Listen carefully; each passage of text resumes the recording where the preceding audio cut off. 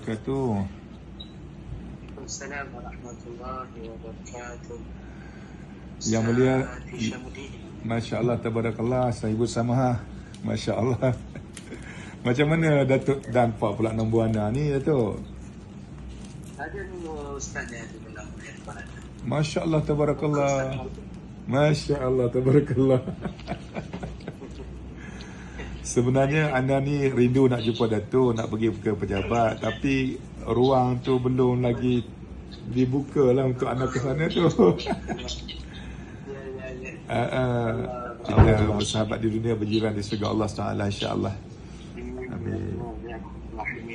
Begini pun Datuk, anda nak minta jasa baik dan budi baik Datuk atas kuasa Datuk ada. Anda kebetulan dikunjungi oleh Datuk Mujahid pada besok. Bekas Menteri Agama kita lah. Sekarang ni di YB Senator. YB Senator. Jadi dia datang ke Kelingau untuk ziarah ataupun meninjau surau yang dia bina di pedalaman ni. Ada satu surau dia bina. Jadi Ana lah jadi kontraktor konon-kononnya.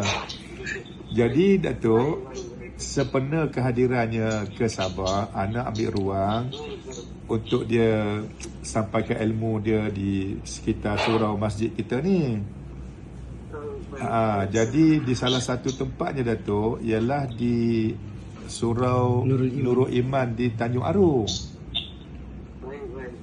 Jadi mereka tadi risaulah, tak ada kelulusan, tak ada apa-apa kan. Jadi Ana pun telefon lah Ustaz Jumaat. Ustaz Jumaat kata, Ana tak ada lesen tu, Ana bukan kuasa tu.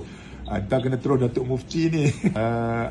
Anda nak minta izin Datuk untuk Datuk Mujahid sampaikan kuliah namanya Santunan Ramadan. Nanti anda sendkan semua dia punya itu Datuk, dia punya poster-poster yang telah dibuat.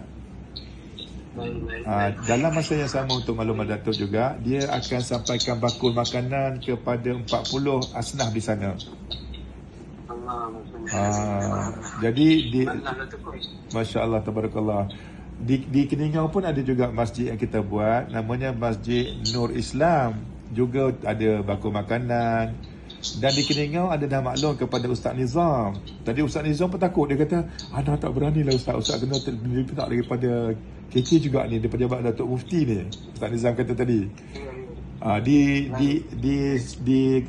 Di apa nama Sok pula anda dah maklum pada Ustaz Asli, pegawai takbir kita, dan juga Ustaz Sudiman. Ustaz Sudiman yang jaga masjid-masjid di daerah Sok. Untuk anda minta izin sangat merayu pada Datuk ni. Baik, insya-Allah tidak ada masalah untuk dakwah kan. Ya, untuk dakwah Datuk. Untuk dakwah asal saya mengikut garis panduan kita tu, insya-Allah. Insya-Allah. Dr. Mujahid pun insya-Allah anda juga. Allah. Cuma sebagai formaliti Ustaz. Ya. Sebuah sedikit surat penting bagi pihak pengajur kepada Dr. Mujahid. Kuasa dengan mudah pakai WhatsApp dan okey. Nanti anda share dekat Datuk ya, Datuk? Baik boleh. Alhamdulillah, leganya hati Datuk.